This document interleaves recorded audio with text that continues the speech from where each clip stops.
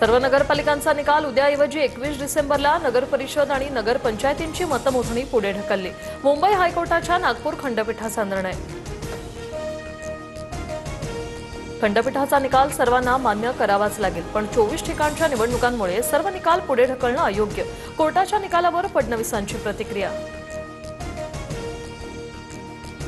निवडणूक आयोग आणि कोर्टावर न बोललेलंच बरं। खंडपीठाच्या निकालानंतर उद्धव ठाकरे यांची टीका, तर मिंध्यांची धूळफेक आता उघड होते, त्यांची लाचारीही दिसून येते, ठाकरेंचा हल्लाबोल।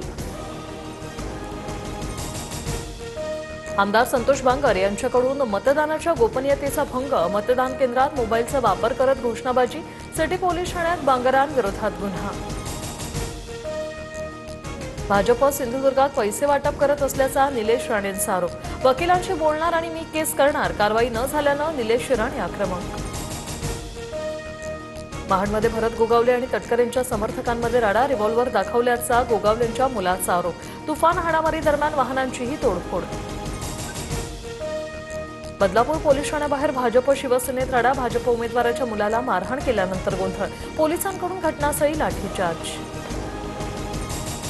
मंत्रालयातील पीए निवडणूक कार्यक्रम बनवतो आणि आयोग तो जाहीर करतो, निवडणूक कार्यक्रमावरून बाळासाहेब थोरात यांचा मोठा आरोप।